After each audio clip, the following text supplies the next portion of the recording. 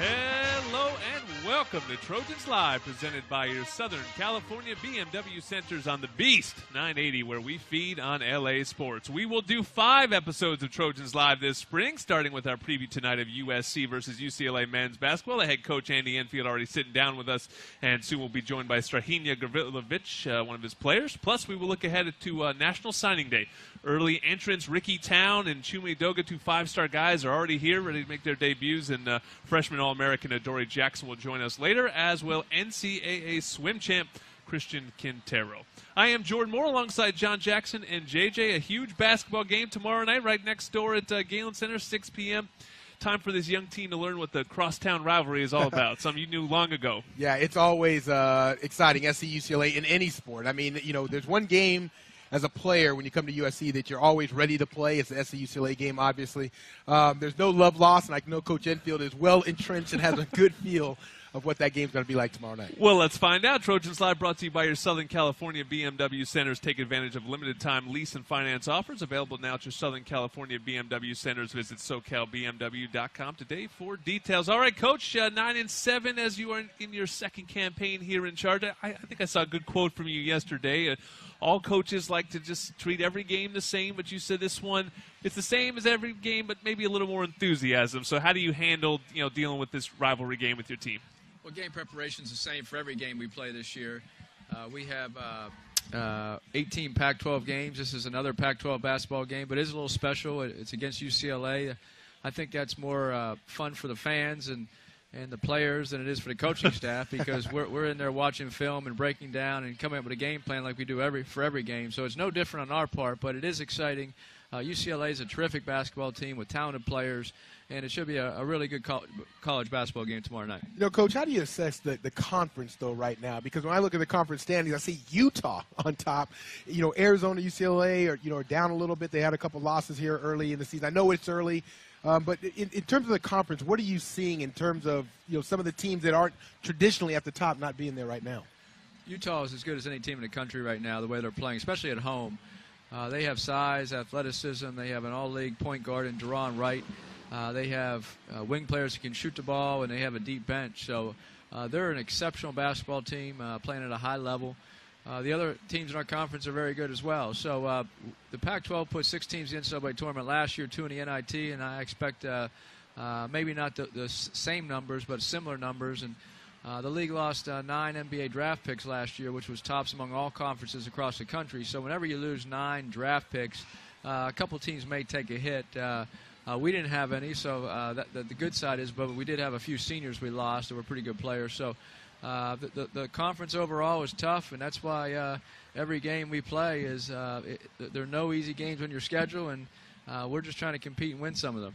There are no easy games. You started the conference play with losses at Utah and Colorado, but then came back with a win against Cal and then a really hard-fought game here against Stanford. What do you think was the biggest difference between the first 2 Pac-12 games as opposed to the most recent 2 for your team? Well, the first 2 are on the road, and I don't think our freshmen and 2 transfer sophomores understood the intensity of Pac-12 basketball, especially in a hostile environment like Utah and Colorado. And they're very good teams. And then we came home and we regrouped. I thought we played exceptionally hard against California, played great defense, and we scored the ball when we had to. And Stanford, we played a good game. Stanford is really, really good.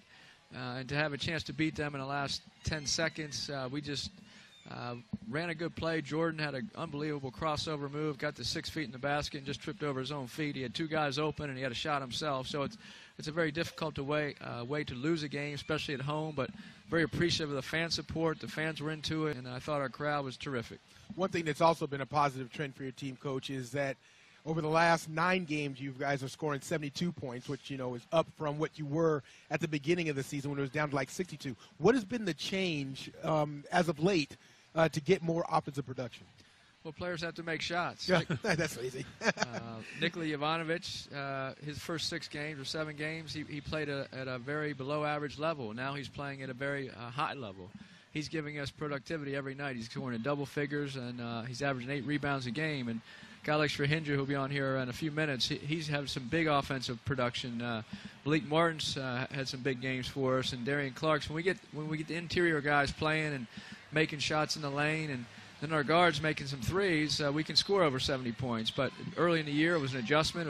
We had 4 true freshmen on the court, a couple sophomore transfers, and some other sophomores. So when you don't have a senior on the roster and really only 1 or 2 juniors that have limited experience as well, those first 6-7 games were tough.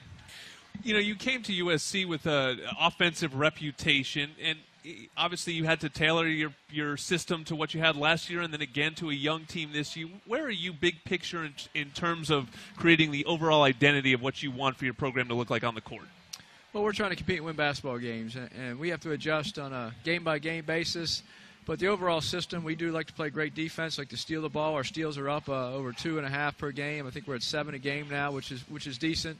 I like it to be at 9, but to do that, you need long arms, you need athleticism, and you also need some shot blocking. That's one deficiency we have. We don't have great shot blockers. I think if you saw, even though Nicholas 6'10", a lot of guys will finish over him because he's not a quick or a big leaper in there. He's got long arms, but so defensively, we're almost where we want to be, not quite.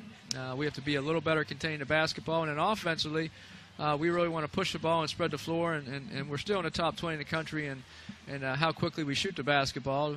Most of the time that's good, but a lot of times it might not be. But we're getting better. Our turnovers are way down the last 7 or 8 games, and so we want to score and shoot the ball as quickly as we can, but we want to take great shots. So we're not all the way there yet, because I think our shot selection at certain positions and certain times during the game is not good enough. But when we take good shots, take care of the ball, we're a very good offensive basketball team.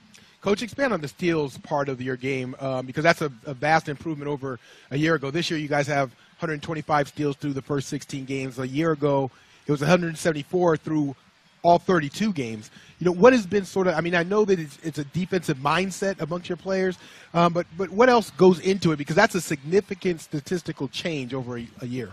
We're quicker and more athletic this year, and we also play harder because we have young guys that want to be great players, and they want to be great teammates. So whenever you have talent that play hard, you could be pretty good. Now, you can have the best defensive system in the country. When I was at Florida State as an assistant coach, I remember our first couple years, Leonard Hamilton is the head coach. He was my boss and still there. He's been an amazing coach for 35 years in college. We struggled a little bit because we had a great defensive system. Leonard's been running for a long time, but we didn't have the size and length at the guard positions and the interior shot blocking or change of shots. And then all of a sudden we go out and recruit a bunch of players that were long, athletic. We had a couple 7-footers. We had long guards. And we led the nation in defense for 2 straight years and field goal percent against. So it was the same exact system. So I think this year compared to last year, you're seeing some of the similarities, what I just said at Florida State, where we're getting better athletes, better players that are more conducive to being better defensive players naturally. And then when they work hard and learn the system, I think you're seeing that. And so we're on our way. We're not there yet, but I like what we have. You talk about these young guys, and I think I saw that you're the 4th youngest team in the nation. How hard is it to balance, as you said, your job is to look at every game and try to win every game that's right there in front of you, to balance that mindset with cultivating these young players for the long term, for the big picture, and letting them play through some mistakes, which are obviously going to happen when you're that young? Well, we want to win every game we play. We prepare to win every game, and we believe we can win.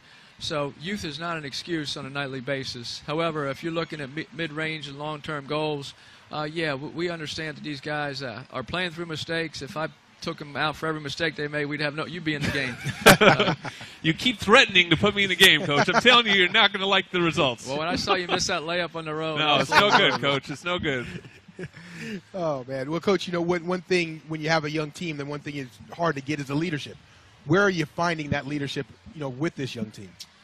Well, our upperclassmen have done a great job. Strahinja's a junior, and Chaz Bryant is a junior, and even Brendan Taylor, who's redshirting this year.